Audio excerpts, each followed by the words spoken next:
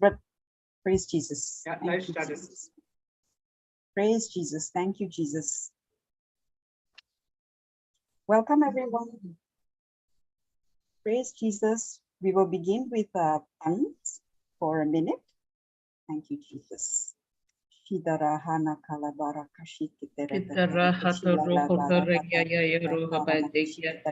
Baramama haroto ya hatori ya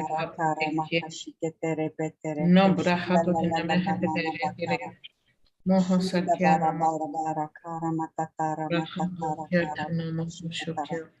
Shila la la hanna bara bara Haranam Hamatekera Mahatekera Takoroho Para Rahapatekera Nama Haratakera Namakusaketa Koro Takera Hubara Mahatekera Nama Parashiketa Utana Namakusakera Mahanakya Hamukati Yaya Tekyada Namahotakya Namahotakya Mahatakera Namahotakya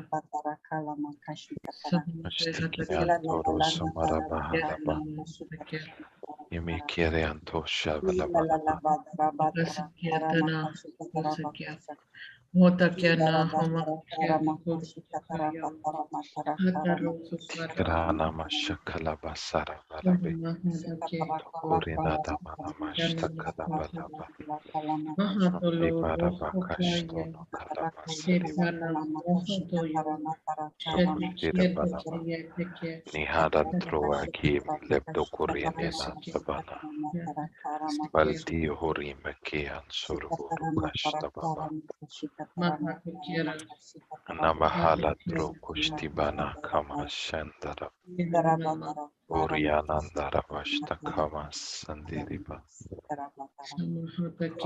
Nidata Puruzuno Nima Bahari Karama Bhavana Bhavava Thank you, Jesus. Praise Jesus. Hallelujah. Thank you, Jesus. Praise Jesus. Welcome, everyone. Praise God. Praise God, Brother Thomas. Sister Celestina. You can begin now, Brother Thomas. Yeah, sure.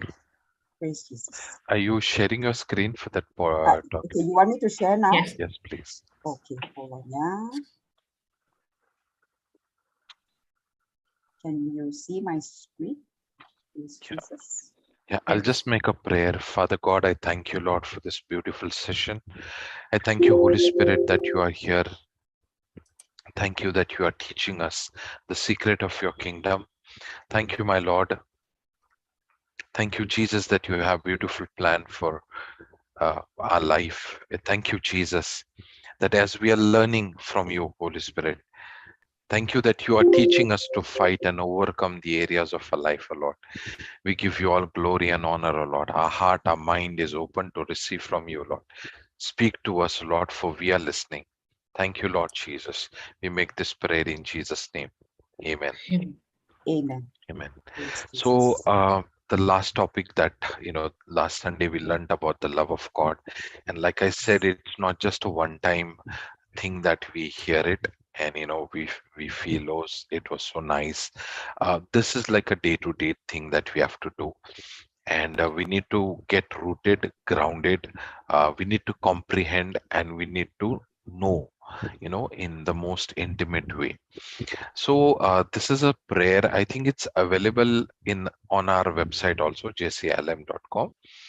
Yeah. So or maybe we can share on the YouTube and chat. So basically, this is what I have prepared for myself. There is a song playlist which we shared last time. I keep listening to those songs. My heart, my emotions, my mind, my pondering is always on the love of God. I try to think about how and how God has brought me out. So these are all scriptures that I have kind of personalized it. Okay, so it's about speaking those to ourselves on a day-to-day basis. So let's say this, thank you, Father, that I am your beloved Son and you are well pleased with me. When I say confessions, I don't just repeat those, but I internalize those words or those lines or those scriptures so I say, thank you, Father, that I am your beloved son and you are well pleased with me.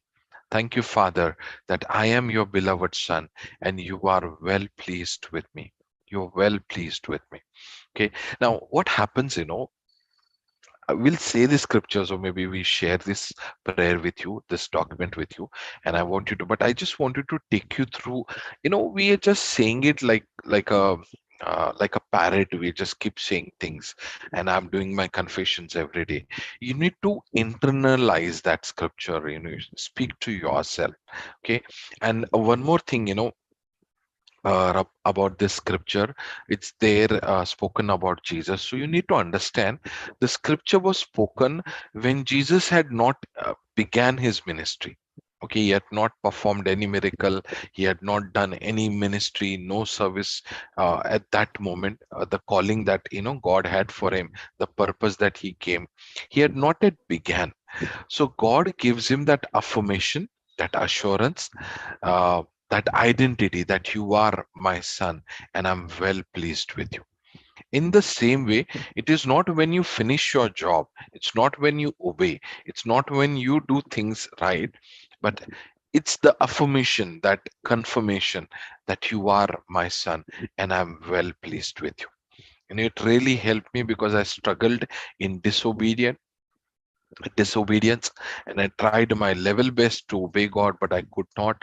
But whenever I would be in that situation, I would speak the scripture that my God, I am his beloved son and he is well pleased with me. Praise the Lord.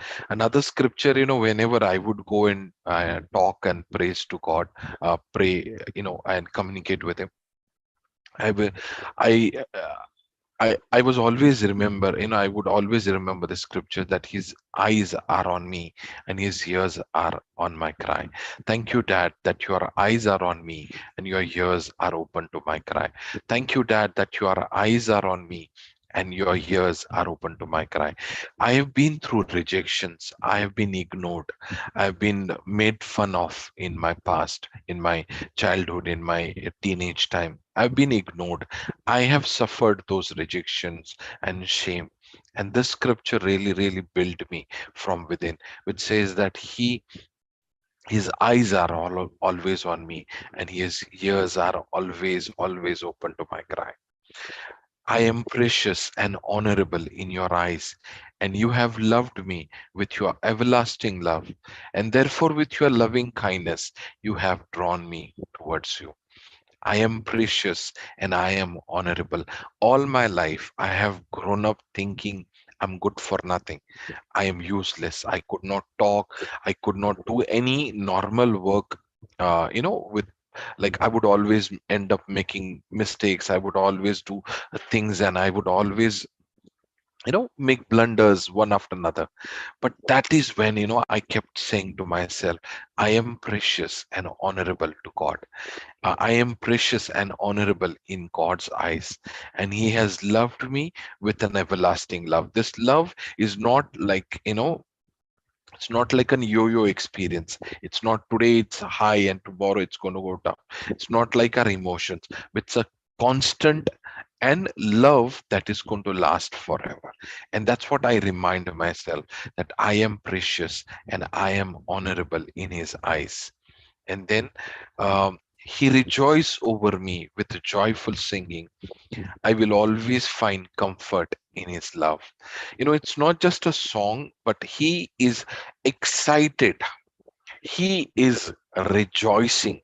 He is so very excited to hear me, to spend time with me, to talk to me. He is super excited. I am not endured. I am not tolerated. Okay, I am celebrated in the eyes of God. My relation is not about tolerating. God does not tolerate me, but God rejoices over me. And how He rejoices over me? With a joyful, happy, rejoicing singing. And I always find comfort in His love. Uh, His love does not depend on my works. Your love for me is not based on my good works, but because you have chosen to love me with your everlasting love. So it was before I could ever be born, before I could ever do anything right, or according to his will. He decided, he made a choice, and because he made a choice, I am blessed, I am honored, I am favored, I am anointed, I am, whatever things that are happening in my life, because God made a choice to bless me, to choose me. Praise the Lord. And then uh, God is not a man that he would lie, neither he is the son of man that he would change his mind. The scripture says the calling and the gift and the calling of God are irrevocable. So his mind, his thought, his heart towards me will never change. And he is not a man that he would lie, or he is not a son of man that he would change my mind. It changes mind towards me because he loves me. He has blessed me, and therefore no one can reverse it or take that blessing away from me. There is a scripture in Number chapter 23 where he says, God has blessed, no one can reverse it. So the blessing and the favor of God in my life, there is no power, there is no demonic power, there is nothing, no plot, no whatsoever can reverse the blessing that God has uttered for me. So this we keep reminding to ourselves, Father, I desire to comprehend what is the breadth, the length, the depth, and the height of your unconditional love for me. It's an ongoing process. It's going to be happening day by day. And like we learned, you need to get rooted, you need to get grounded, you need to comprehend, and you need to know the love of God. I desire to know the unconditional love of Christ for me, which passes my understanding, so that I may be filled with all the fullness of God. Because this knowledge of the love of God is beyond any natural knowledge that we can acquire or learn. This is beyond my understanding. I cannot comprehend. I mean, basically, I cannot understand how can a holy God, how can a awesome God like he is, that he loves a sinner, a wretched man like me. That's beyond understanding. Father, it is you who held my hand and taught me to walk. You have healed me, and your love constantly draws me to you. You will never give up on me. You will never deliver me to destruction, because your loving heart churns for me and your compassionate heart yearns for me. Praise the Lord. He will never give up on me. He will always be there. The scriptures that we read last time, he will never, never, never give up on you. This is from Hosea chapter 11. I have none in heaven beside you, and there is nothing I desire upon earth beside you. Who I have in heaven but you, and there is nothing on earth I desire beside you. Father, for Jesus' sake, you will always show me kindness, and you will restore to me everything that I've lost. I will eat the bread at your table continually. There is a story about a grandson of Saul, the king, the first king of Israel. And one day, King David, who after Saul died, David was the king, and he was saying, is there anyone? Can we go to that scripture? It's in 1 Samuel chapter 9.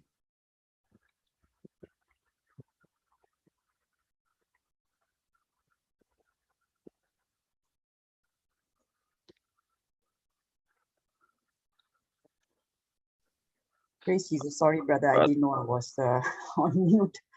Praise God. uh, Okay. Not Yeah, I 1 did. Sam. It's 2 Samuel. Sorry, not 1 Samuel. No problem. No problem. Two, uh, 2 Samuel. 2 Samuel chapter 9. 2 Samuel 9. Okay. I'm running my eastward now. 2 Samuel 9. Yes, starting from verse 1. Oh, okay. Starting from verse 1. Praise Jesus. Praise God. Thank you, Jesus. Uh, okay. Now David said, is there still anyone who is left of the house of Saul, that I may show him kindness for Jonathan's sake? Now you need to understand the background who Jonathan was to David. David and Jonathan had a covenant, and the covenant was that, uh, I would take care of your family. So everything, if David dies, he will take care of Jonathan's family, and if sorry, if uh, David, something happens to David, Jonathan will take care of David's family. And if anything happens to Jonathan, David will take care of them. And here it says that he remembered that covenant. And he says, for the sake of Jonathan, can I show my love, my kindness, my favor to someone from Saul's house? So in our life, all the goodness, all the favor, all the blessing that we receive, it's not because of us. It's because of Jesus' covenant with Father. It's what Jesus has done, and for His sake, God is blessing us. He's showing us the favor. He is giving us the promotions and anointing and everything that we receive. Now, there was a servant of the house. Can you just click on KGV plus? Yeah. And now there was of the house of Saul a servant whose name was Ziba. Can you just hover over that? Ziba, that 60, yeah. What does it say? Um, from the same as, okay, sorry, Wait, station, I think it says it's an Israelite, Ziba. Just say wait it's one an second. I think it Israelite. does not give all the, it's little, in very short that they give. I'll give you the actual definition here. Praise God. It's called statute. Statute. Yeah. Okay. Okay. STATUTE, statute. Yeah. Praise God. So it's kind of, what we have. So you see here, Jonathan is, having the covenant with David, but this son, okay, the son of Jonathan, was taken care by the statute or the law. Okay. And then when they had called him unto David, and now from law, he was brought in relation with the king with the king. And the king said unto him, art thou Ziba? And he said, thy servant is he. So he is calling Ziba to him. And then next verse, and the king said, is there not yet any of the house of Saul, that I may show him the kindness of God unto him? And Ziba said unto the king, Jonathan hath yet a son which is lame on his feet. Now, can you understand the identity of that child? He was uh, he was granddaughter of Saul. He was grandson of Saul. He was the grandson of king. He was the grandson of the first king of Israel, but his identity was not from the royal family. His identity was not that he was a grandson of Saul, or son of Jonathan. His identity was that he was a lame person. He could not walk. The story of that person is when there were some enemy attacked. a, a maid was carrying him and running, and as she was carrying him, she dropped him when he was a small baby. And because she dropped him, he became a lame. He could not walk, and he was taken care by Ziba, or a statute or a law, until the king calls him. And that's what the story goes on. Verse 4, and the king said unto him, where is he? And Ziba said unto the king, behold, can we just go down on verse 4? Sorry, Brother Thomas, do you want to see it in KJV? so that Yeah, will it yeah, be yeah. easier for, yeah, Yes, because yes. of the I will read it numbers. from here if there are any Hebrew words. Yeah, you can tell me so I can quickly switch to the plus because I think I it's mean, it easier, doesn't give the full meaning, it just gives you the Yeah, pronunciation. It doesn't correct. give you the full meaning, okay? And then he said unto him, behold, he is in the house of a Machir, the son of Amiel in Lodibar.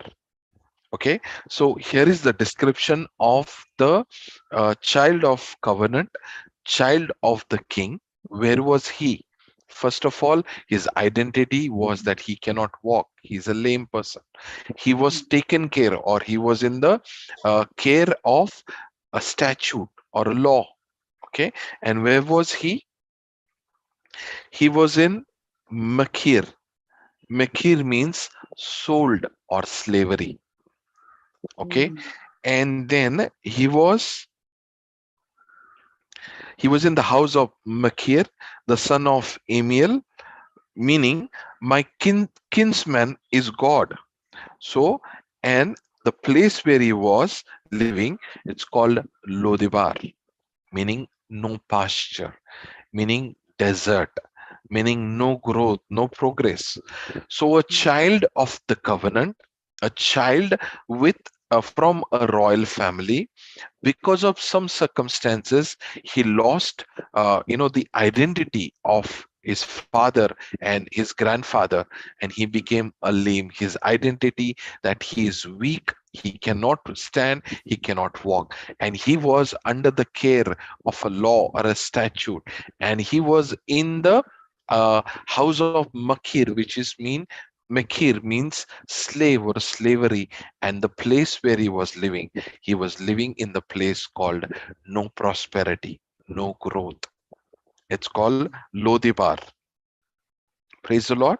And that Lodibar meaning no pasture, no growth, desert. There's nothing happening. There's nothing growing. There's nothing actually, flourishing. And that's where he was. But praise God, that's when he says, is there anyone, that scripture starts with, is there anyone to whom I can show the kindness of God? And here David is going to show them the love of God to such a person whose identity was that he was a lame, or he could not walk. He was under the care of law or a statute. He was in the house of Makir, meaning slavery. And third, the place where he was living, it's called Lodibar, no pasture, no growth, nothing happening. Then what happens? His life completely changed, and the king David sent and fetched him out of the house of Makir. I love that word. He did not invite him, he did not welcome him, he did not. Can there be any other words? Invite him, bring him, called him. No, we don't need to go to Hebrew. Just give me some other word, like he bringing or fetching. What is fetching? Basically, it's in the well. So from the well we fetch the water. Okay, yes. in our technical SQL language we call fetching the data. Fetching meaning, it's like pulling or pulling by force. Okay, he did not bring him, he did not invite him, but he fetched him out of the slavery. Mm, He fetched wow, him out of the slavery and the son of Amiel. And where did he fetch him out of? The land where there was no growth, no prosperity. Lodebar. praise Praise the Jesus. Lord. And that's what the love of God does for us. That's what He will do for us. And, our identity could be that I am lame, I am weak, I'm forsaken, I'm in the place where there is no growth. But the moment the flood of the love of God comes in my life, that love of God, that work of God will fetch me out of my situation, will fetch me out of my identity, will fetch me out of my slavery that I am in life. Okay, and he will bring me. Let's read now. And now when Mephibosheth, who was that person? Son of Jonathan. No, Yes, he was the son of Jonathan. Mephibosheth, meaning the one who exterminating the idol. Okay, exterminating idol. So the person who was destroying the idol was renamed something else. Okay, we'll look into that. The son of Jonathan, the son of Saul, was come unto David, and he fell on his face and did reverence. And David said, Mephibosheth, and he answered, Behold, your servant. What he says, David said unto him, Fear not, for I will surely show you the kindness of Jonathan for your father's sake, and will restore to you all the land of the Saul thy father, and thou shalt eat bread at my table continually. And this is a scripture I've taken, which we were reading in that PDF. Surely you will show me the kindness for Jesus' sake, and you will restore to me for everything that I've lost in life, and I will eat bread at your table continually. That is what the scripture was, and I wanted to give you the historical background what we were reading there. So here he's saying that fear not, for surely I will show you the kindness of Jonathan thy father's sake. So everything that I've received, every blessing, every deliverance, everything that I received in life, it's for Jesus' sake. It's because what Jesus did for me. I received that because for Jesus' sake. And he will restore to me everything that I've lost. And what is the next? And I will eat bread at the king's table continually. What an honor. A man whose identity was that he was called as a lame. In Hindi or in our local languages, we have very, very bad words for such person. We call him, a langda, one who cannot walk. And most of the people who are like, crippled or who cannot walk, they don't call them by their name. Especially in my village, they don't call them. Suppose if my name is Thomas, nobody will call me Thomas. They'll all call me Langda. I mean, if I am not able to walk, if I'm blind, they'll say Anda. He's a blind. So that becomes the identity of a person. And praise God, the love of God will change your identity from defeat. The person who is defeated to a victorious person. A person who is struggling would be the person who is overcomer. You know, this love of God, when it starts flooding in our life, and when it will fetch you out, it will by force will fetch you from your slavery, from your circumstances, from the place where you are, and it will place you in king's table. And that's the love of God. That's the glory of God. Praise the Lord. He says, I will surely show you the kindness of Jonathan, your father's sake. And then he says that I will restore thee all the lands of Saul thy father, and thou shalt eat bread at my table continually. You need to understand, if you go in the background of what was happening between Saul and David. Saul actually persecuted him. Saul really troubled David. Okay, I mean, his relation with David was really not good at all. Okay, if that Mephibosheth says, that maybe because what my grandfather did, that's why I'm suffering. Maybe because all that we did, and we troubled the king and we troubled the man of God. That's why we have all those problems. But he need to understand that there was a covenant between his father and David, and because of that covenant, he was restored everything that was lost. And in our case, it's not what I do, or it's not where I fail, where I fail in life, but it is for Jesus' sake. I am restored, I am honored, I am blessed, I am fetched, I am restored everything that I have lost in my life. And then he bowed himself and said, what is thy servant, that thou should look upon such a dead dog as I am? Look at the identity that he had of himself. Look at the way he looked at himself. He looked at himself like a dead dog. God is just inviting him to come and sit at a king's table. Can you imagine the hierarchy of that kingdom? There was obviously, like, people in working for David. They were at a low level, and then there was some at a little higher, and there was an organization chart. You can say, there was an organization, there was an hierarchy.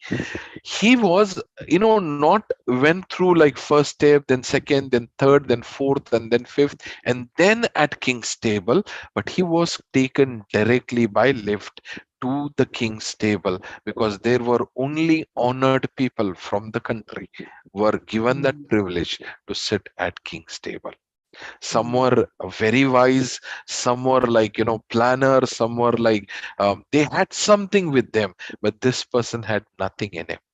But because of the covenant with Jonathan, and second, the love that David showed him, he was taken in the king's table. And that's what happens in our life. That we are honored, we are blessed, we are loved by God, not because of anything that I have done, not because of anything that I will ever do, but because of Jesus' sacrifice on the cross and the love that God has for me. I am promoted, I am fetched to the place where God has taken me. Praise the Lord. And then king called Ziba, Saul's servant, and said unto him, I have given unto thy master's son all that pertained to Saul and to all his house, and therefore thy sons and the servant shall till the land for him, and thou shalt bring the fruits, that thy master's son may have food to eat. But Mephibosheth, master's son, shall eat bread always at my table. And now Ziba had 15 sons and 20 servants. Wow. So his entire life changed. Entire life changed with this one incident. And how it started in verse 1, he just remembered the covenant with Jonathan. Praise the Lord. And that's what we need to remember, that we are highly favored. We are loved by God. This imagination or pondering over this thought that you are loved by God, that God loves you, God's plan for your life is amazing. This is such a thing that, will give us the strength, will give us the faith, will give us a hope, it will give us courage, and we can stand in that revelation that God, how much God loves us. Praise the Lord. Praise the Lord. Praise the Lord. Okay, now there is another part to it. Another part to the love of God. Like I said, this is going to be your foundation. But another part, is honoring God. Okay, so you need to understand. We hear a word, fear of God, but this fear of God is not afraid of God. Okay, you need to understand. Fear is like a barrier. Okay, a barrier which will hinder you from doing what is right, or it's kind of a barrier basically. So for example, I am a good cricketer, but I have a fear. I get nervous, I get very anxious. That fear is going to hinder me from doing that thing, or doing it to the full potential that I have. Now again, being afraid of God will hinder you from reaching to God, from approaching God, from knowing Him. So, being afraid of God is not going to help you. And people mistaken fear of God with being afraid of God, which is not right. So, you need to understand being afraid of God is like a barrier which does not allow you to reach or to know God personally. Praise the Lord. But the fear of God, meaning a reverential fear of God, will hinder you from falling in the blunders and sin that you do. So imagine a house. Okay, as you are entering in the house, there is a barrier. Okay, that barrier is stopping you from entering in the house. That was never built by God. That was never an intention of God, that you should be afraid of God. But there's another barrier which is on the backside of the house, which will hinder you, which will help you to not go so easily, not go so easily in the sin and the tactics that the enemy has. So as you are growing in the love of God, I want you to balance with reverence for God. Okay, that you are not having so, that you are so familiar with God, that you don't care, that you are like, oh, God loves me, so I can do whatever I feel like. And there are churches, and there are some denominations, and there are some ministries who preaches on that, and they say, no, because God loves you, do whatever you feel like. He anyways loves you, and you don't feel like, there's nothing that God is going to get upset with, or just do whatever you feel like, you're free to do it. And that's really, really out of balance. Yes, God loves you, and God will love you forever and ever. Okay, but the one thing that you need to understand, there needs to be a balance, and the balance is giving reverence to God, giving honor to God. And that is another very, very important thing in our life. There is a scripture in Acts chapter 9 verse 31. Praise Jesus. Acts chapter 9 verse 31. Acts 9:31. 31, yes.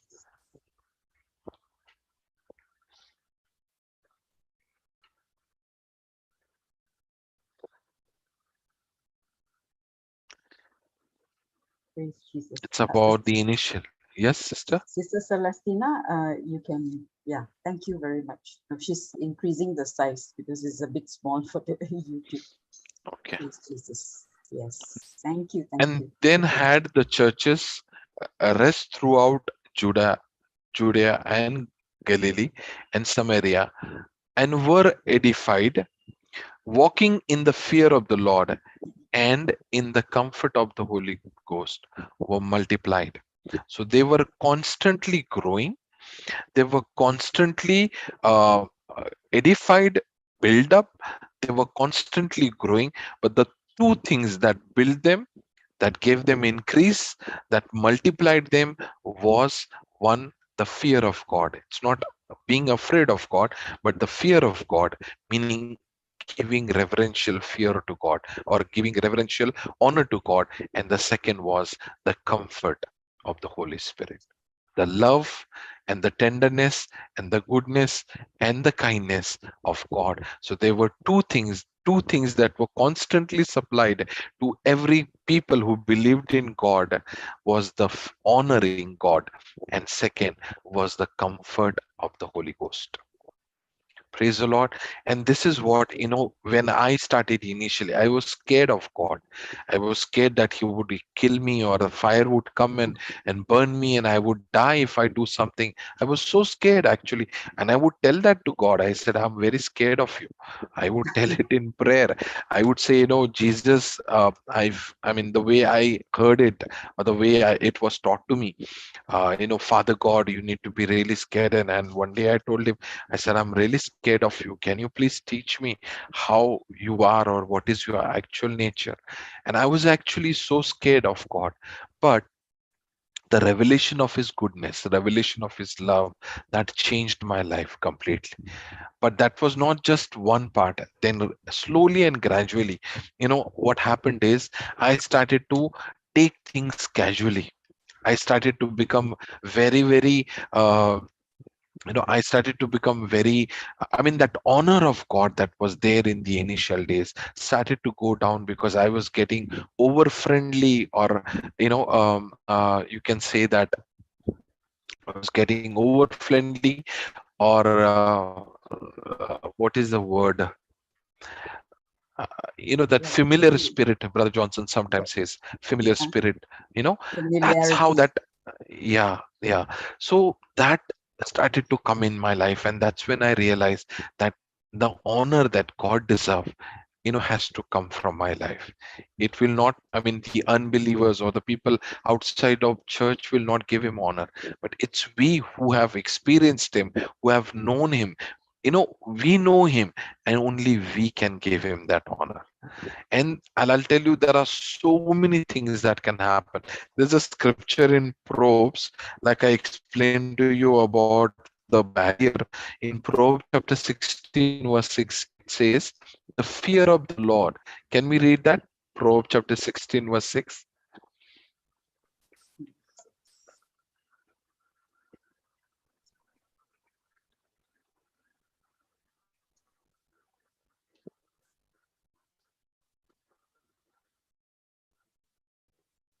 By mercy and truth, iniquity is purged.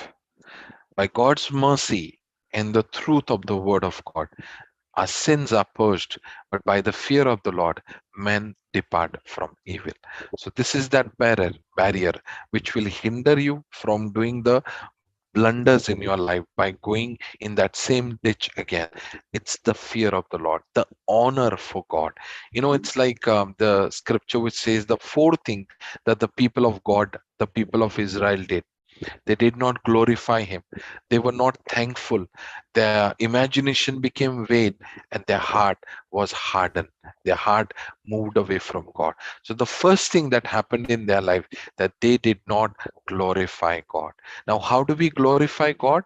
It's, if you heard the word magnify the Lord, or Yes. magnify the Lord, or glorify the Lord, or glory. Okay, this Mm. word says, make it bigger in your mind. Can we just see if there is any verse? uh, Let me give you an example. Let's go to Romans chapter 1 first.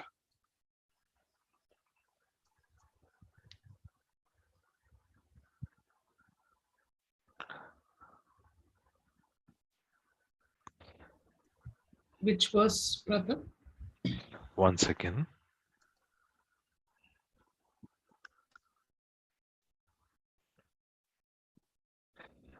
Before that, let's read one verse. Luke chapter 1, I- verse 46. Luke chapter 1 verse 46. And if you can go to KJV plus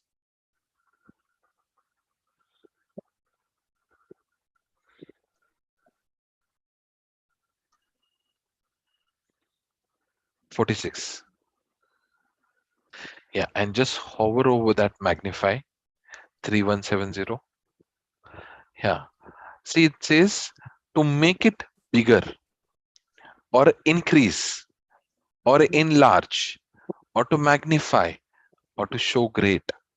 So this Greek word glorify, magnify, exalt, meaning in our mind, in our vision, in our imagination, in our thinking, in our mind, we make him bigger. Okay. So for example, there are some people who like football. Okay, and the moment you talk about any star, any football star, the moment you talk, they will just jump in that conversation. If there is a match going on, if there is a World Cup match is going on, and the moment you talk about any star or any team, they would be so instant and so interested in listening or contributing their opinion about it. It's because they have such a high regard or a value in their mind for that country, for that sport. Now, for example, some of us, like especially ladies who don't like that sport at all, mean don't understand, you are not interested, you are least bother about it. And when we talk about, hey, do you know this match? And man, that was so awesome. And the way he kicked it, and the way he defended it, and the way he scored the goal, that lady would say, what I have to do with that? That sister Mhm. would say, I am not at all interested, because in one person's mind, that sport is at a very, very high place. But in that sister's mind, that sport is at a very, very low space, at a very low stage. So everything depends in your mind and in your heart. So honoring God is to make him bigger in your own eyes. You could have a circumstances, and you know, so we can magnify our problem, we can magnify God. We can magnify the word of God, and we can magnify the words of people, what they say about us. We can magnify a situation so big, okay? But we can magnify God, that no matter what situation I'm in, it doesn't bother me, because I am magnifying God. So it's in your mind, it's in your heart that you honor God. It's in your mind that you give him glory. It's in your mind that he needs to be. He is in his actual size. The actual size of God is not reducing or it's not increasing. You are not making him bigger or you are not making him so smaller. But in your heart, in your mind, you are doing that. And that's what Luke chapter 1 talks about, the four things that they can. We go there in Luke chapter sorry, it's not Luke, Roman chapter 1. Roman chapter 1, I think it's in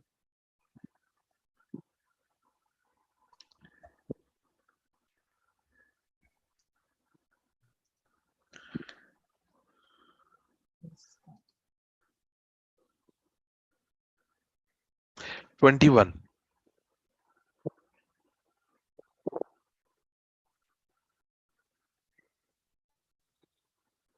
It says, a people who knew God, okay, they were at a very high stage in relation with God, knowing God. But what they did, they started to go down, they started to uh, gradually go down, because number one thing, they did not glorify him as God. They never gave him that value. They never make him bigger.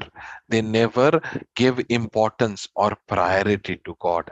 They never honored him as God. This is again a habit. This is again a practice. This is again, we need to start doing it day by day. My one testimony of my life is, I was studying in like I was doing my management studies, BMS, and we were at the last year and we had to submit a project basically. And the project is, I had copied from someone. There were people who did hard work, they did research, and they did everything. They nicely they did it, and what I did is I copied the project. The entire project I copied. Before that I was not in the Lord, but when the presentation or that viva came, I was in the Lord. And the teacher or the instructor would ask, have you copied it or have you made it on your own? And everybody would say, no, no, no, I did it, sir, I did not copy it. And he says, if you have copied it, I'm going to give you 0 marks. And I'll tell you, uh, when my turn came and they asked me the same question, they said, have you copied this project or have you done it on your own? And I said, even if I fail now, even if my career goes, even if my career gets spoiled or whatever may happen, I'm going to honor God by telling the truth. And I just said that, sir, I did copied it. And I don't know what happened to them. Their reaction, I was, expecting that they would get upset or they would react, but they did not react to it. I don't know if they heard it or not. And then they were asking me questions from my project, and they were saying, do you know what it is? And I said, I don't know. And then the next, they would flap to another page and they would say, do you know what it is? And I would say, no, I don't know. And then they flapped through pages and they said, do you know what it is? And I said, no, I don't know. They were asking the concept and the things that I have written in my own project. And then they say, how much marks should we give you? And I said, sir, you decided. I cannot say that. And then the result was out. So out of, I think, 60 or 70 students, only 4 or 5 people got outstanding, that is 75 plus marks. And I was one of them. And till today, I am looking at that project and I said, what is in this project that I would get such a marks? Actually, there is nothing. I mean, it's rubbish. I don't feel like reading or looking at that project. And I said, oh, what project I've made. And yet I was one of those 5 or 6 students who got the outstanding mark. And I believe it was not for the project, but for honoring God. I was honored there. There are so many times, we we come across a situation, whether you will go by your selfish motive or you will honor God. And whenever you trust God and you honor God, God will exalt you in that situation. And I have seen that. I was so blessed, like this example. Still, today I have that project. I don't know if they have thrown in the it's like thrown it out, because it's like almost so many years. But till today I don't understand why they are giving me outstanding. But because when we take the step to honor God, God always honor us. So let's develop this thing in our life to honor God, especially when you start glorifying God, giving priority to God. Because we may sing, I honor God, or he is so important that I love him so much and I cannot live without him. We sing that, we pray that, but circumstances will ask questions to you. There'll be some testing, there'll be some circumstances that would come against you, that would come in your way, and you will have to choose, are you going to go with God or are you going to go with those things? you know and that's when it's actually will be revealed what is there in your heart. Are you glorifying God? Are you glorifying that thing? So wherever, whichever thing you give more importance, you are actually magnifying that thing. You are making that thing bigger in your life. And as you learn to honor God, as you learn to give him the glory and the importance and the magnify him more and more in your life, you will see there is an amazing thing that would start. So one, the love of God would be in your life, and another, that as you are growing in the honor of God. There are so many promises, out of which I think we'll just read few. Let's go to Psalms 118. Psalms 118.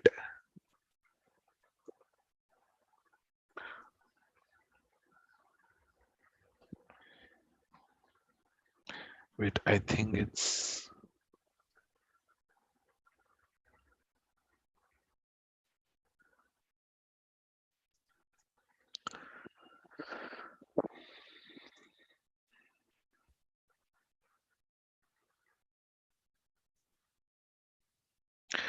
not Psalms 118.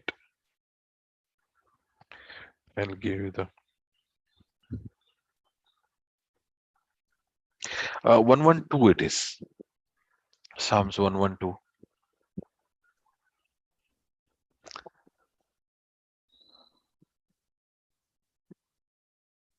Psalms 112. Praise ye the Lord.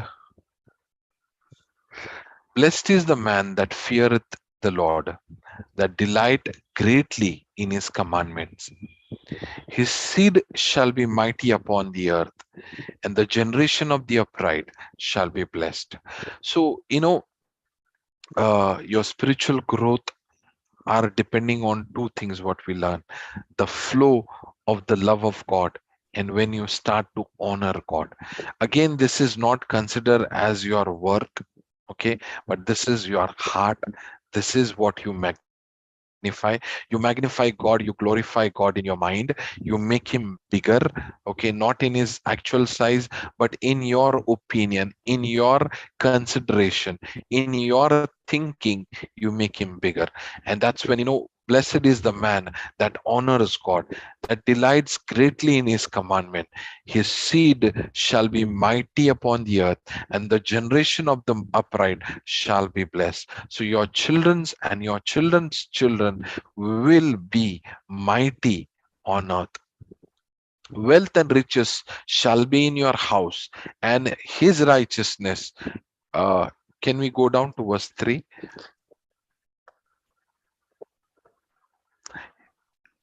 Uh, Wealth and riches shall be in his house, and his righteousness endureth forever. Verse 5. These are just promises. Uh, 6 I'm reading. Surely he shall not be moved forever, and the righteous shall be in everlasting remembrance. He shall not be afraid of the evil tidings. His heart is fixed, trusting in the Lord. He will never be afraid of bad news, any news that, Do you know that what has happened? Do you know that accident took place? Do you know this has happened? Do you know that has happened? He will never be afraid of those bad news because his heart is fixed, trusting in the Lord. And that's what we need to do. We need to fix our heart. We need to honor God. We need to give him that glory and that honor that he deserves. Praise the Lord. And there's one more scripture which says, the angel of the Lord encamps around those who fear him to deliver them.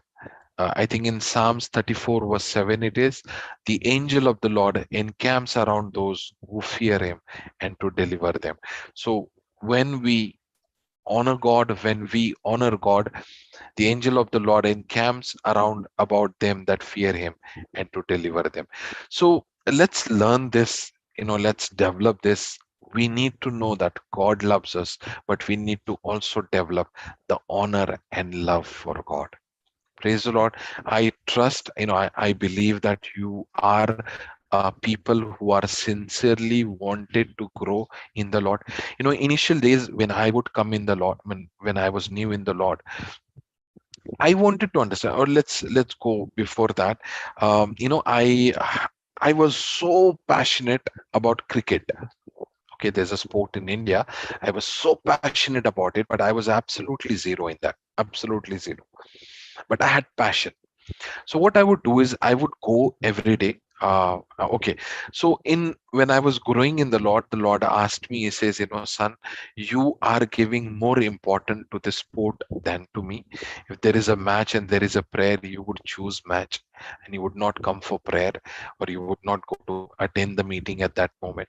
So he's saying you are giving more first place to cricket than me, and I want you to stop it. And then I stopped it almost for 1 or 2 years, and then I was completely that love, that passion for cricket was completely gone. And then the Lord told me to go on the ground, which was like nobody was there in the night time, and I went on the pitch and I started to remember how I learned cricket. So I was absolutely zero, and I did not know to hold the bat. I did not know how to hold the ball. I did not know anything and nothing at all. But I had passion, and I was learning. I was willing to learn.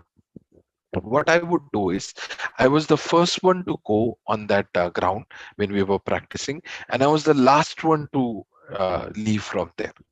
I would carry all those stumps and bats and ball and everything. But there was, always what I was doing, I was learning from those people. I would ask someone who was a fast bowler, I would ask him, how do you swing the ball? How do like there are different ways of bowling. There is a spin, slow. They There are so many varieties and there are so many things.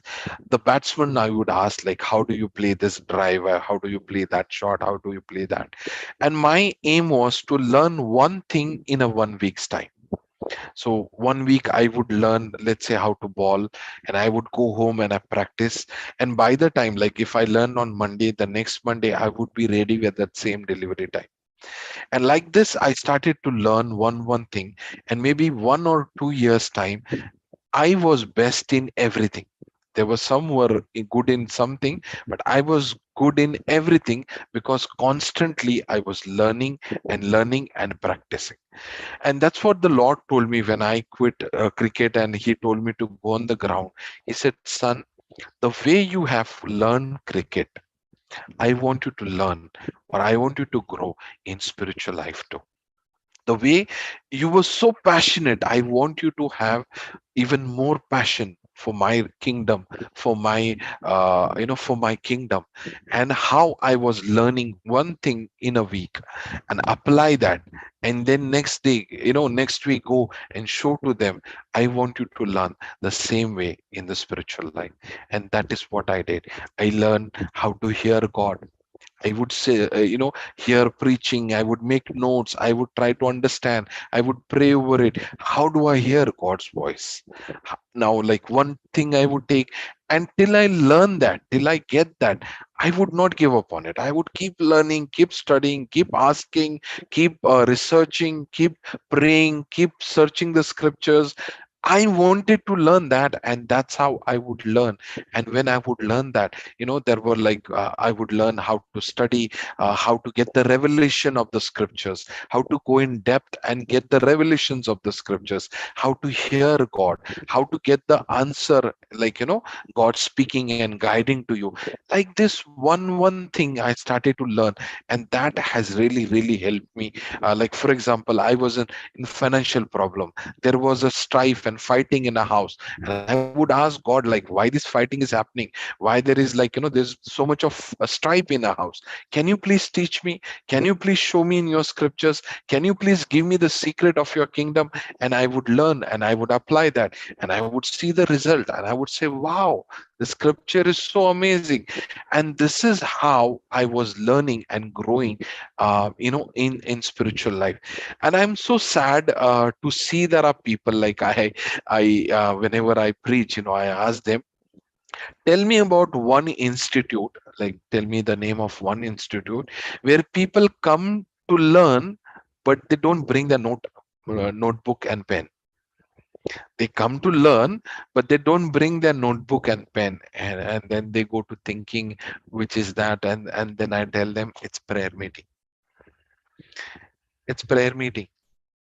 So people come to learn there, okay, but they don't want to learn. They just come and hear it and say, oh, this message was nice and this revelation was nice, and I felt so good, and I felt the Holy Spirit's anointing, and I felt the anointing, and I felt the presence of God, and the revelation was amazing.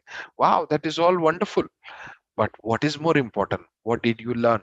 Have you applied that in your life? Have you seen the result of that scripture in your life? That is very important.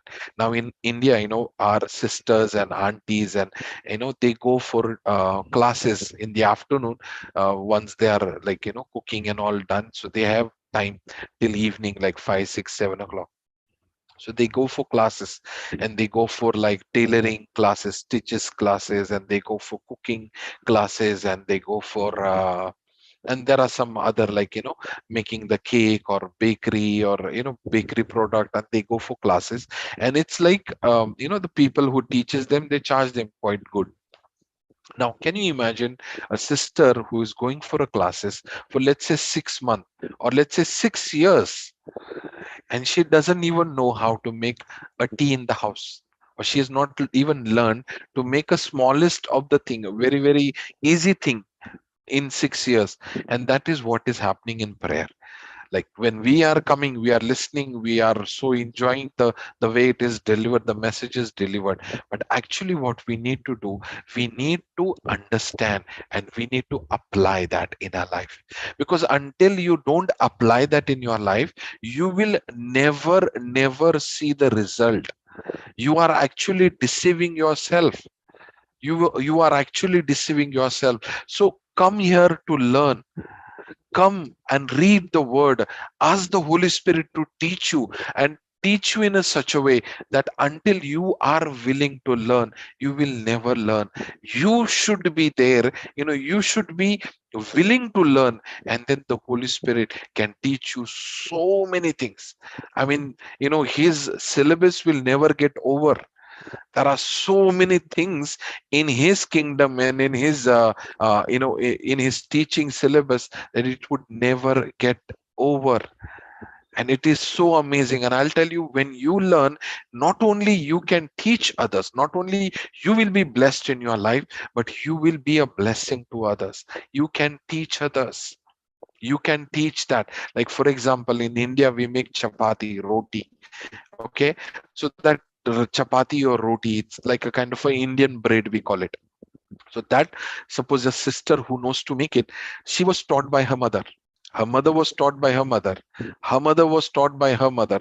So when they are like 10, 12, 14, 15, 16 years, that is when mother teaches them. And initially when they are making that Indian bread, that roti or chapati, they are not able to make it in the circle or the proper form. It doesn't come the right way they should. Okay, but as they practice it, and as they are doing it every day, now they know it to cook it so well, and then they will add their innovations, and they would add their own style, and whatever way that they can, they do it.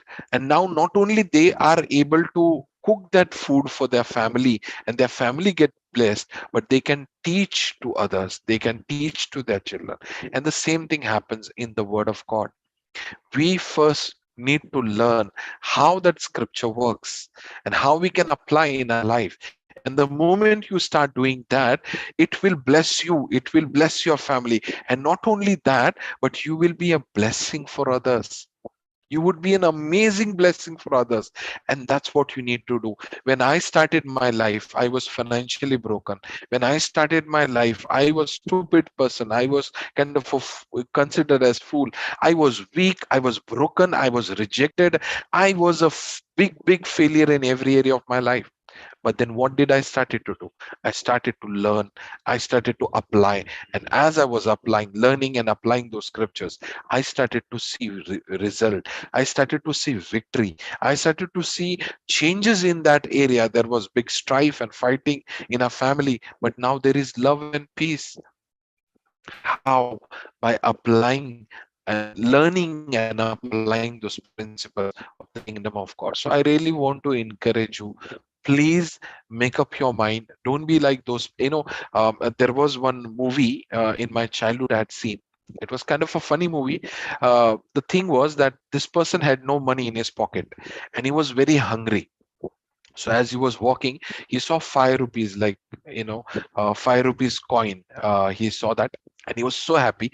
Now in 5 rupees he can get chai, tea here in India. And he said, at least, I will have that, and my hunger would suffice for some time. And he was so happy. So he took that coin, he from the road, he took that coin and put it in his pocket. And as he was going, his pocket was torn. Okay, so when he put it in the pocket, that coin fell down again, and the same coin he found again. So one more time, the same coin he found, and he says, wow, now that was 5 rupees. I could get tea. Now I'll get tea and bread also. So he put that coin again in his pocket. So he thought that I have 10 rupees.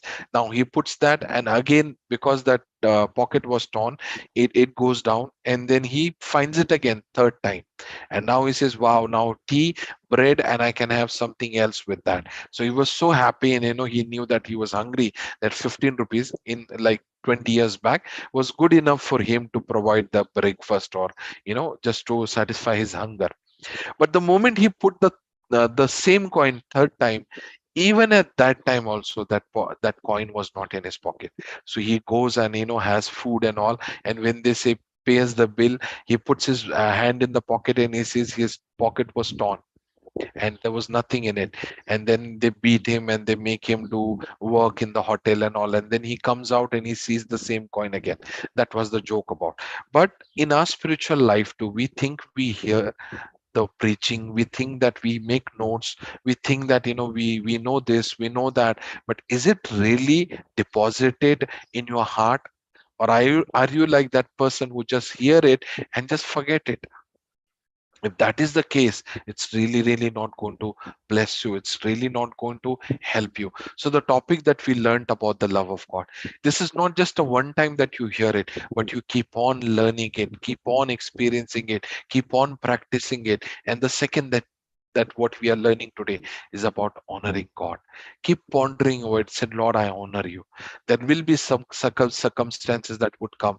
You will have a choice whether you will go with God or whether you will go with that other thing. And there you say, God, I want to honor you. I want to honor you. And as you keep honoring God in those areas, you will find it's not God is going to bless you, but there are hundreds of wrong mistakes or wrong decisions that you can avoid in life. There slowly and gradually your heart, your mind will go. It's like it will drift away from God. But when you keep these things in your mind, your heart, you will be connected to the Lord. I don't know if you remember, I had shared one picture of a car on a steep slope. Okay, and that car was parked on a steep slope. I mean, there was a slope that was going down, and there was a car that was parked. So if that driver leaves the car is going to go down because there is a slope there. So what he has to do, either he has to put it on a gear, or he has to put a handbrake, or in India we also put a stone behind the tires. So it is in the gear, it is in the handbrake, and we also put the stones behind those tires. What it is doing, though there is a slope which is forcing the car to go down, but because the car is in the handbrake, the car is in the gear, there are some stones which are holding the car, it is not allowing the car to go down. In our life also, the pressure of the Satan, the pressure of the world will always force you to go down. But when you are starting honoring God, when you are meditating on the word of God, when your heart and your mind is with the Lord, it's like that handbrake that stops you, that does not allow you to drift away, that does not allow you to go down, that does not allow you to go down in your life. This is like a handbrake. This is like putting your car in a gear, or this is like putting those stones behind. If you do those three things, the car will not move at all. Not at all. Praise the Lord. So let's make a decision that I want to grow. I want to learn, first of all, things from God. And also, let's read one scripture in Proverbs chapter 1, verse 32. Proverbs chapter 1, verse 32.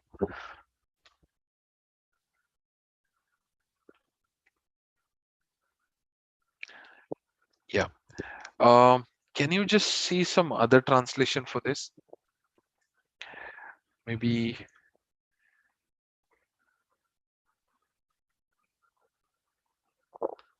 Praise God. We can AMP okay or message?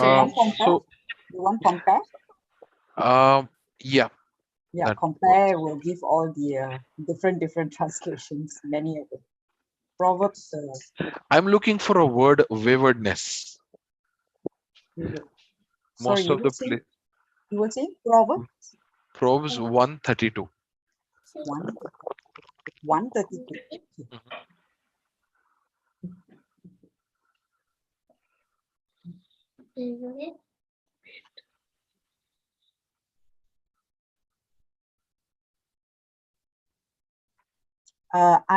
ISV.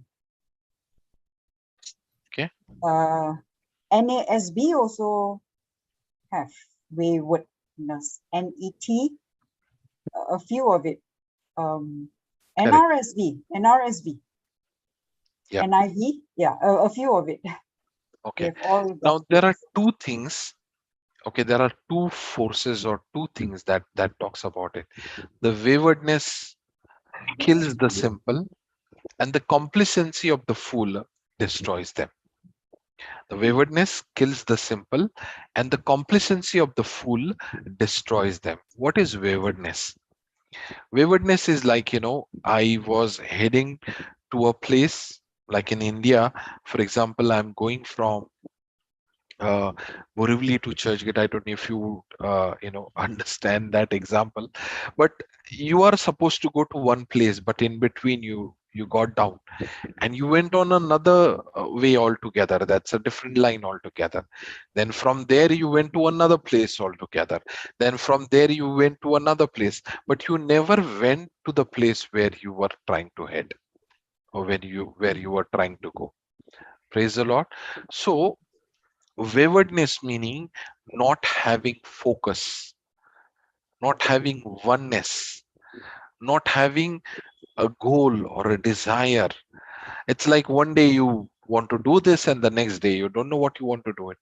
And the one day you are like you want to be a praise and worship leader, and the next day you want to be an intercessor, and the next day you want to be a preacher, and the other day so there is no focus, there is no one goal that you have in life. This principle applies in every area of your life, whether it's spiritual growth, whether your financial growth, whether your business growth, whether your career growth, whether whatever you may call it.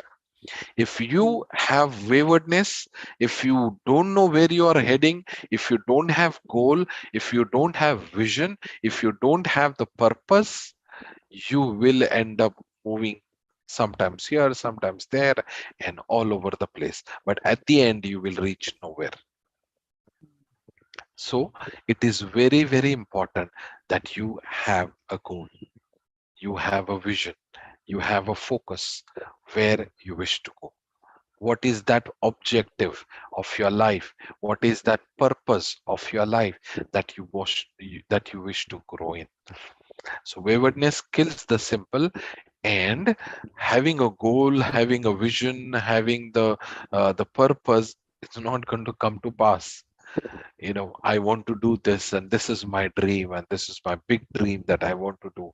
It's not going to come to pass unless you have one more thing to fulfill that. And the next part of the scripture says, the complacency of the fool destroys them. Complacency is when you are complacent about things. The other word, or the opposite word for complacency, is passion. So having a goal, having a vision, and having a passion for that thing will take you to great heights in life. But if you don't have goal, vision, focus, purpose, objective, you are going to be wavering in life. In order to fulfill that goal, that purpose, that objective, you need to have passion. And if you become complacent, you are going to be, the scripture says, the waywardness kills the simple, and the complacency of the fool will destroy them. Gradually, slowly, steadily, not knowingly, but slowly and definitely, that is taking you to those places. So these two things always have in your life: have objective and have passion to fulfill that object. So you are having an objective to serve God, you are having an objective or a purpose to live for the kingdom of God, to work for the kingdom of God, and let's have passion for that. Okay, I was absolutely a stupid, absolutely foolish person. You can call me the worst person. I mean, I always say in my preaching that if God could take me and use me, he can do. Like, you are much, much, way, way, way better than me. But what I want to say, these two things God taught me at a very, very initial days: that to have an objective, to have a goal, to have a purpose, and to be passionate about it. And that's what I had. I had no, I was broken in finance, I was broken emotionally, I had so many sicknesses in my body, I was not good, like I was not educated, financially broken, rejected, everything possible, everything wrong in my life. But what I had was this: waywardness and complacency. Allow not these two enemies to come ever in your life, which would destroy you, which would, take you away from the great purpose that God has for your life. And that's what you need to have: focus. Now waywardness, opposite to that is focus. If you know, in India, we, in our childhood and even now, we kind of, do this: is we have a magnifying glass, we allow the sun rays to fall in it, and we hold a paper, okay, like paper, and we burn through those sun rays, we burn those paper, just holding the mirror, or holding that magnifying glass. Now the key to burn that paper, okay, that burning is, if there is a focus which is like on a huge focus, okay, and those sun rays are distributed everywhere in that circle, it's not going to burn the paper. The key here is those sun rays should get concentrated into one point, just in one point. So if it is spread across, it will not have power to burn the paper. You may have to sit for like 10 hours or 20 hours and still it may not burn. But the moment all those rays get gather into one point, into one focus, now the power of that rays, that sun rays, gets 100 or 1,000 times multiplied. I think in 2 to 3 minutes, maximum 4 minutes, it would burn the paper immediately. And that's what the power of focus is. Think about a magnifying glass whose sun rays are spread across everywhere. It will not have power to burn it. But the moment all that rays get concentrated into one point, it will have tremendous power in it, and it will burn that paper. And the same thing happens in your life. You have 10, 20, 30, 40, 50. You have so many things to do. And that's when, your focus is not on those things. You will not do anything. And having the passion to do that is what we need to do on a day-to-day basis. Praise the Lord. Uh, this is what we need to, understand. Like I said, my life, I was absolutely zero, failure in life. But this is how I, overcame. I started to grow. I was overcoming those things by learning those things, learning the scriptures, applying that in my life, going for another one, learning that scripture in that area of my life, applying that in my life, going for another scripture for another area of my life, applying that in my life. And as I was doing it, I was overcoming. I could see my financial area changed, my sickness went away, I got healed. Whatever I had, like inferiority complex, I was suffering in rejections, I was suffering in shame in life. All that thing started. I started to overcome those areas of my life just by learning the scriptures, applying that in my life, and seeing the great work of God in my life. Praise the Lord. Praise the Lord. Can we? Do you have that message, sister, about the preps that I sent you? Okay, I could not find the what do you call that? The PDF, right? It's a PDF file. I could not find the PDF file in the website. Do you know where it is, Brother Thomas? I'm not sure if it is not, whether it's uploaded or not, because I Yes. think Sister Maria was still reviewing it, and she suggested some Oh, corrections. That highlighted part, I think, was a correction. So I'm I not see. sure if it is uploaded or I not. see. Yeah, But you can because share in the chat. Yeah. I was checking and I couldn't find it, but I can share the points, point by point, what you took. Do you want to finish the rest or was it already done? Because I think you ran through halfway, right? The list. Yeah. Yeah, Can we go back there? Yeah. I think we moved on that. I will eat at the king's table. sure. Praise Jesus. Sister Celestina, do you want to share or do you want me to share? Praise God. Thank you, Jesus. Okay, I'm not sure if she's there. No problem. I'll take, oh, praise Jesus. Hold on, yeah. Okay. Where was it? Eat at, I will eat at your bread. Sorry. I will eat bread at your table. Continue. This one, right? We stopped Yes. here. You were Yes. explaining, right? Regarding, yeah, King David just now and Correct. Jonathan's son. Praise Jesus. Yeah. Father, it is your desire to give me your kingdom. There was a scripture where Jesus spoke to his disciple. He says, little children, do not be afraid, for it is your Father's good pleasure to give you kingdom. Here we are worried about our job. Will I get a job? Will I get a deliverance? Will I get the breakthrough? We are worried about our small little things. And he says, it is your Father's great desire to give you kingdom. Yes. It's your All things. Father's. And I mean, we are so worried about small little things that we need in life, but his answer is like, for example, if we go for a confession, and suppose if we are going to, like they have a press conference, and each person is asking a question, to the person who is conducting the press conference. So suppose if there is a press conference that Jesus is conducting, and my question would be to him, Jesus, will I get a job? That's my question to him. And he says, son, I am willing to give you kingdoms, and you're asking about your small little things like job.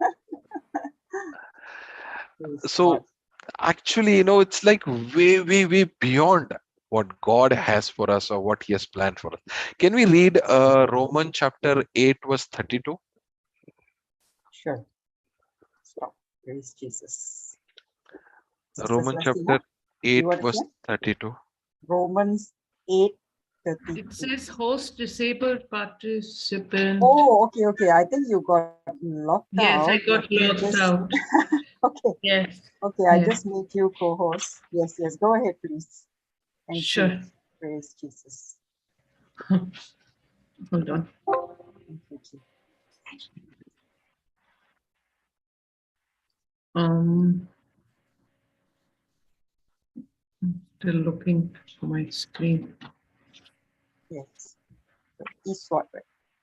Yes, sister. I just logged in, so it just take a while. Just Okay. sorry. No problem. Praise God. Romans. I got it. Praise 8:32. Romans 8. Yes. The scripture you were talking about just now, Brother Thomas, Luke 12:32. Fear not, little flock, for it is your Father's good pleasure to give you the kingdom. You're so right, We worry about little things when God is saying, I want to give you my kingdom. In my kingdom, everything is there. Praise Praise Jesus. God. Yeah, when we think about it, sometimes, when I think of what I asked in retrospect, I really feel foolish sometimes for asking for those things, when there are such a big thing in front of me and I'm looking at the small little things. Praise Jesus. Praise God. He that spared not his own son, but delivered him up for us all, how shall he not with him also freely give us all things? So, the most precious person, most valuable person for God is his own son, Jesus. If he is willing to give you the most, like forget about the kingdom, but even more greater than the kingdom is his son. His son is so precious and so valuable that he is willing to give him and deliver him for us all. How shall he not give us the job that we need? How shall we not give us the healing that we need? How shall he not give us the deliverance that we need? How shall he not give us freely that the job, the deliverance, the promotions or the things in our life? So, it's like we need to understand that God is willing to give the most precious to us. How a precious son to us. How will he not give us the little small things that we need in life? Praise God. Let's, whenever you ask God, will you give me this? Will you give me that? Let this two scripture come into your mind. One from Luke chapter 12 verse 32 and one from Roman chapter 8 verse 32. It will be better to remember, no? 12:32, 8:32. Luke 12:32 and Romans 8:32. Praise the Lord. Praise the Okay, Lord. can we go back to that confession again? I think we'll close with that now. Praise Another Jesus. session to join. Yes. Hold on, yeah.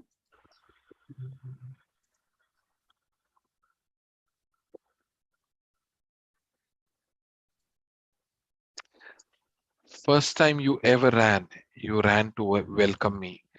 As your son, I received righteousness, authority, and sonship. I had heard one song, When God Ran. When God Ran. And that song starts with the mighty warrior, the King of Kings, the creator of heaven and earth, the mighty, glorious God.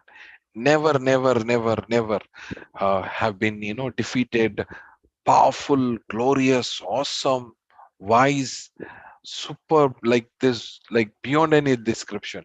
But he says, only once ever in his life he ran. Only once he ran. And he ran to welcome me as his son. He gave me the righteousness, authority, and sonship. This is in Luke chapter 15, where we read the story of a prodigal son.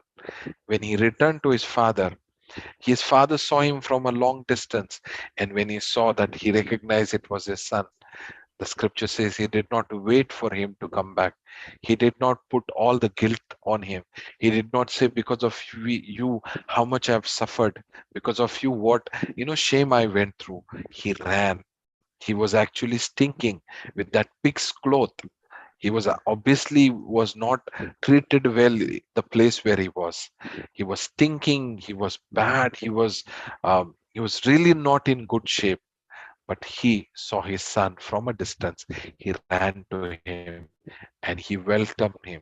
He received him and he gave him righteousness. He gave him his robe. He gave him the authority by giving him the ring, and he gave him sandal, because in those days slaves were not allowed to wear sandals. Only the children, only the son could have sandals. So he gave him a robe of righteousness, he gave him the ring of authority, and he gave him the sandal of sonship. And that's what the love of God does in our life, that he makes me righteous, that he gives me the authority to use his name and speak into my situation, and he gives me sonship. And because I'm a son, I'm an heir to everything that God has. Wow. Father, for you, I am that precious pearl of great value, for whom you are willing to sell everything you have. A scripture in the Bible, it says, a goodly pearl. A merchant found a goodly pearl, and he says, okay, here is the product. And he asked, what is the cost? The person who was selling, he says, everything that you have. Everything. He says, okay, let me go back. He went back, sold everything, and bought that pearl. Now, can you imagine the value of your house, your car, your land, your farmhouse, your house in some other place, your flat, all together, and the value of the pearl? There's just no comparison. I mean, value of the pearl. I don't know how much does it cost in India, pearl, like minimum to maximum. Anyone can tell? Celestina. I know in Bahrain, because this is called the land of pearls. Oh, But is it very expensive compared to a diamond? No. It depends, because now there is the farm ones, the artificial ones, and the natural ones. Natural ones are really, really expensive. Yeah. Like how much Around is it? 5 to 10 lakhs And compared to for a house? small one. Yes. It's Compared to house, expensive. is it expensive? Yes. I mean, we have house in Mumbai, let's say the house cost, let's say 50 lakh rupees. So will that pearl cost that much? No. It would be less, right? So can you imagine I'm Yes. selling my 5, 6 houses to buy one pearl? Is that a good deal? No. No, obviously not. No. Because the actual value, the market value of the pearl is very, very less compared to the property that we have. I mean, it's practical even in today's world. But here, God is willing to sell everything. You know why? It's not because of a good financial deal that he wants to buy the pearl. Obviously not. Buying the pearl, like let's say I'm selling, let's say I have two houses. I'm selling it for 1 crore. Okay, and buying a pearl which costs 20,000, or let's say 50,000, or let's say 5 lakhs. So selling it 100 crores of worth of property and buying that pearl which was like 5 or 10 lakh rupees, actually I'm in loss. It's not a good financial deal. But it's not for financial deal, or it's not for financial benefit, but it's out of love. So the only reason he bought us, not because he's going to get something good out of us, or it's not a good deal that he has, cracked or finished. It's the love, the motive of bringing us back, the motive to die on the cross, the motive to reveal his love to us is the love of God, and not a good financial deal. Praise the Lord. And then I am accepted, celebrated, welcomed in the family of God. Therefore, I do not fear the rejection of man. In Ephesians chapter 1, verse 6, it says that I am accepted in the family of God. Ephesians 1 6. So I am not tolerated. I am not God does not, looking at me, he does not hesitate, he does not tolerate me, but he celebrates me. I am accepted, I am celebrated in the family of God. You would be surprised to see that word. Let's look at that. Ephesians chapter 1, verse 6. The word accepted is charito. Charito. Okay, this word was only used twice in the entire Bible. Charito. And this charito means this word only was used twice in the Bible. Charito.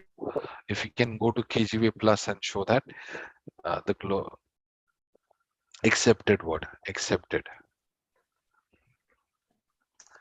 5487. It's not coming. Yeah, charito, carito. They pronounce it carito. So that carito only twice used in the Bible. One was for Mother Mary when they say you are highly favored, and second time for me when I am accepted, highly favored by God.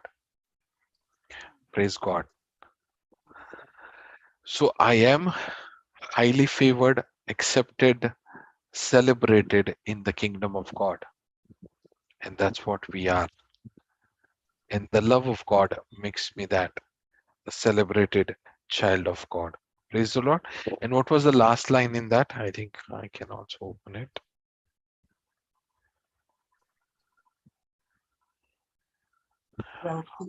Welcome in the family of God.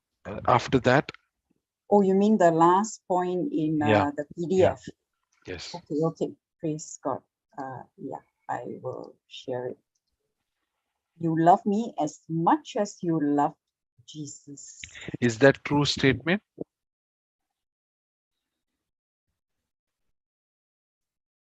Is that a true statement? Yeah, because there is a scripture on this. But can you compare yourself with Jesus, where you are, the kind of things that you have done and what Jesus has done? His holiness, his obedience, his authority, his glory. Definitely not. But when I'm dead in Christ, the new me, the Father is seeing Jesus when he sees me. Praise the Lord. Praise Jesus. It's in John chapter 17. John 17. Yeah. It says, you have loved them as much as you have loved me. 17. Praise Jesus. I'll give you the verse.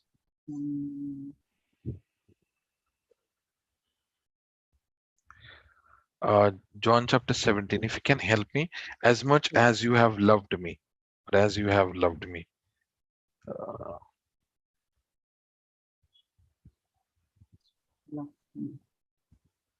20 something, right? Is it 23? 20? 23, sister. Yeah, 17, 23. Yes, have loved them as though has loved Yes, me. 23. Yes. Right? Is that the one? Yes, 23. Yes.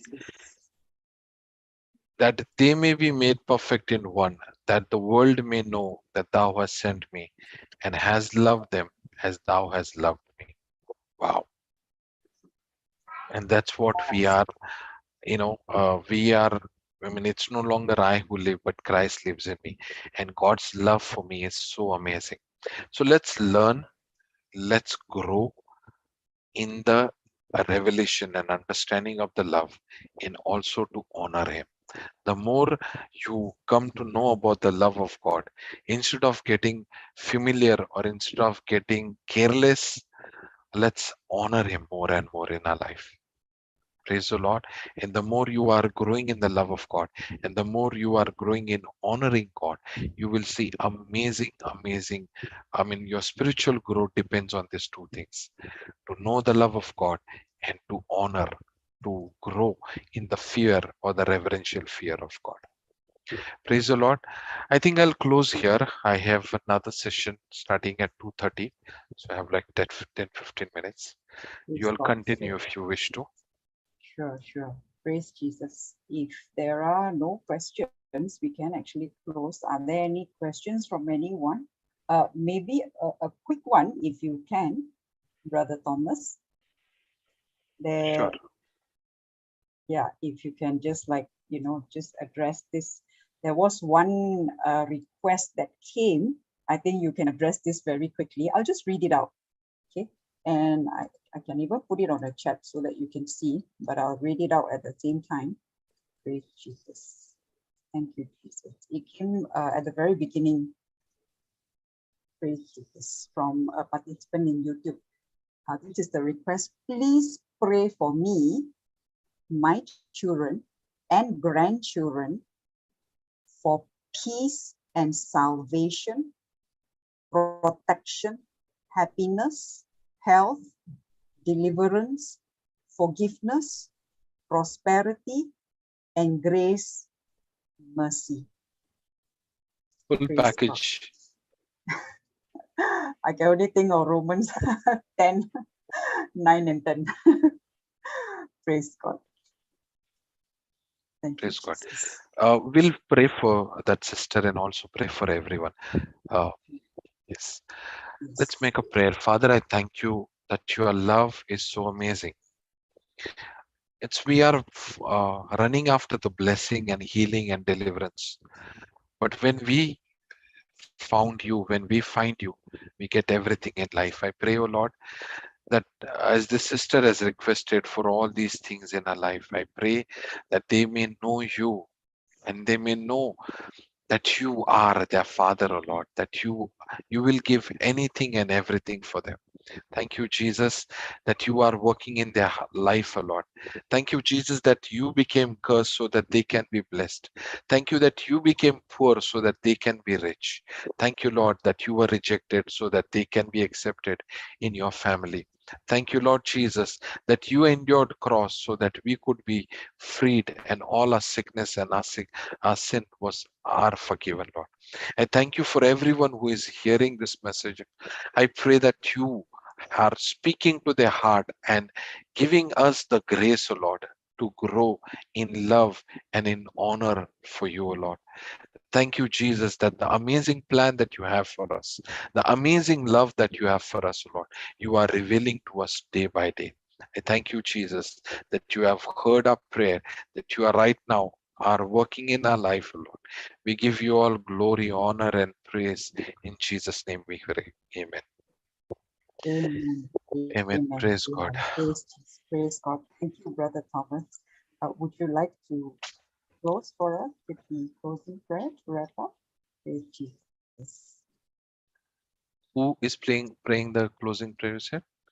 Can you close for us, Brother Thomas? Can you do Praise that? Jesus. I Praise Jesus. just made the prayer. Okay, sure, no problem. Because I just want to continue posting the balance of the scriptures. Sorry, the points that you I gave. will do it. No Praise issues. I'll do Jesus. it. Okay, thank you. Praise Thank you, Jesus. Brother Thomas. Thank you so much. Lovely welcome. teaching. Yes. Whenever, you speak on the love of God, it's always amazing. Thank you, Holy Spirit. Praise Praise God. Jesus. Thank you, Brother Thomas. Praise God. Bye-bye. God bless. Praise Jesus.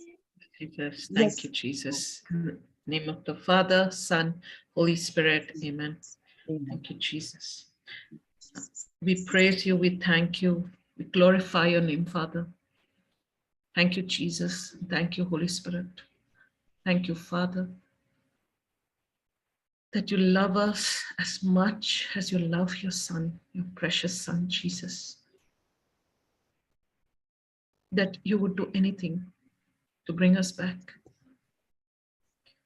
Thank you, Jesus, that you left your throne to come and look for us. And I know, if I'm the only person in this world, you would leave that throne room of yours just to come looking after me. And such is your love for each And every person in this world, each and every person, no matter who they are, no matter what denomination they come from, no matter what color, what caste, what belief, you love each of us the same as you love your precious son, Jesus, whom you gave to die on that cross for us, taking our sins, our infirmities, our curses, insults, shame, everything. You took everything that the enemy had put us on, bondages, everything. You took it all on that cross to give us this life of abundance. Lord, I pray that everybody, everyone listening to this video, to this teaching, now and in the future, may be totally consumed by your love, by your fire, your passion for them. And every lie of the enemy, every blindness be removed from our eyes, Lord, that they may understand that they are worthy in the eyes of a Father who loves us unconditionally. No matter what we do, you love us with an unconditional love that no man can give, but only an awesome, amazing, precious Father. Not like any earthly father, but our heavenly Father, who does not think like man, who does not lie like man. Thank you, Father. Thank you, Jesus. And thank you, Holy Spirit.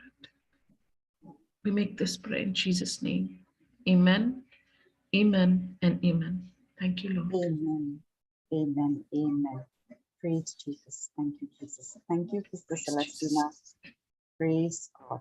Praise Thank you, Jesus. Jesus. I'm posting the helpline. Okay, anyone who has any prayer requests, who needs any kind of assistance, please call our global JCILM free helpline, which I'm posting right now on the YouTube chat. Okay, you can either give a missed call, no charges, it's completely free, or you can also send a WhatsApp message. Okay, and we will get back to you as soon as possible. Our warriors are standing by to help you with the word of God.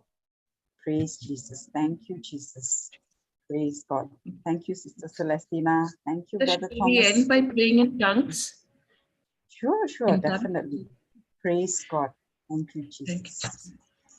Shidara Hana Kala Baka Yara hatoko yo maharotekya kelara hamoko shekyata kesikya na hambulara hamotokia toko yataka yara tekerana hamokulara hapoko sekyere kena mahatokyara na maholara ya yohoro yo yohoro kyo no mo yo yara he ya yo yoro shaya ya yara he tekya kota ya no mahamaso kyo hodo yo yohoro te ya ya no mo yo homa ya hare ya yo basho ya rehete ya na mo hota kyara yaro no homa la raha boto koso kyoro toko mato loro shoto koto koro to koro kya to ro homa raha no mai here gyoshatara setara totara tetere tetenene henenene no hoto to kyosa kyara Mahato Kiara, Sekyoro, Mahasho Yoyo,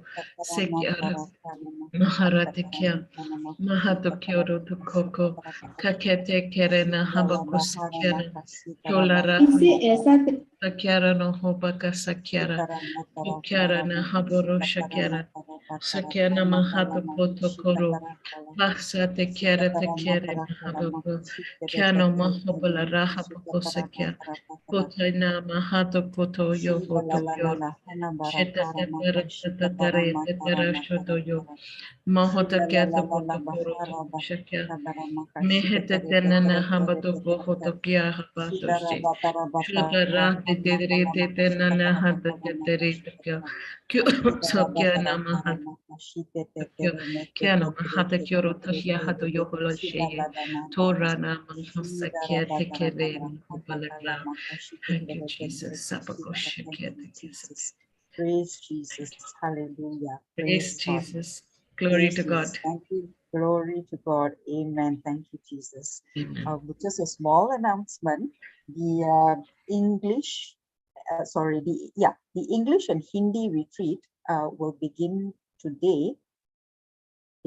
I'm not sure of the exact time that it's going to start. It's supposed to be after 6 p.m. IST.